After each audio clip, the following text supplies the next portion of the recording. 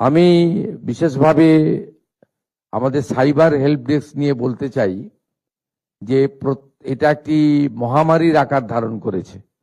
কার্যত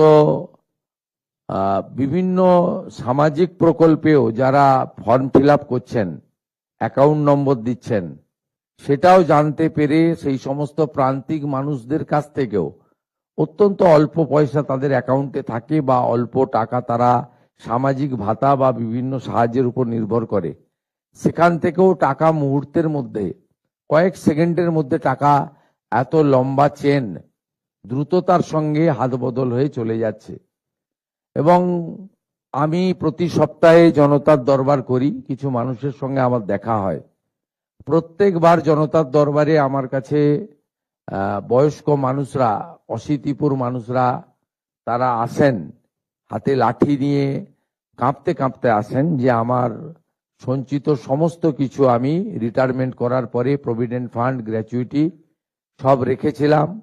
আমার নাতনিকে ডাক্তারি পড়াবো বলে, আমার বাড়ির একটি ঘর করার জন্য ছেলের জন্য, বা তাদের যে পরিকল্পনা, ভবিষ্যতের স্বপ্ন, সব চুরমার হয়ে যাচ্ছে।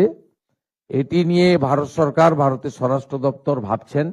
অনেক আধুনিক ব্যবস্থা তৈরি হয়েছে এবং এর জন্য ভারত সরকার এবং রাজ্য সরকারের দুটি স্বরাষ্ট্র দপ্তর এবং বিভিন্ন রাজ্যের পুলিশের মধ্যে নিবিড় সমন্বয়ের দরকার রয়েছে। তাই এই সাইবার হেল্প ডেস্কের সূচনা, এবং আমি আশা করব আমাদের যারা এই সংক্রান্ত দায়িত্বে রয়েছেন, আমাদের ডিজি লেভেলে বা এডিজি লেভেলের আধিকারিকরা, তারা এদেরকে প্রশিক্ষিত করবেন। এটি একটি অত্যন্ত সূক্ষ্ম বিষয়। তাতে প্রশিক্ষিত না হলে জেনারেল নলেজের উপরে কিন্তু একে মোকাবিলা করা খুব মুশকিল। সেক্ষেত্রে সরকার সমস্ত রকম ভাবে পরিকাঠামো, আধুনিক যন্ত্রপাতি, যোগাযোগের সমন্বয় সাধন এবং অন্যান্য যা ম্যান পাওয়ার, তো একটা বড় জিনিস হিউম্যান রিসোর্স, এগুলোতে বর্তমান সরকার সেই ধরনের সহযোগিতা করবে, এই প্রতিশ্রুতি আমি দিতে পারি।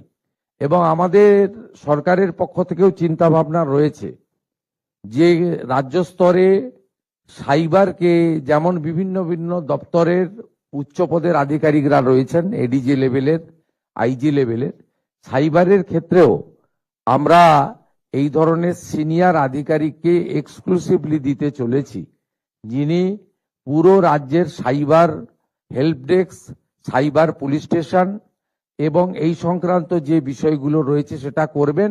ভারত সরকারের স্বরাষ্ট্র দপ্তরের সঙ্গে সমন্বয় রেখে এই কাজটা করবেন, এই উদ্যোগও আমরা গ্রহণ করেছি।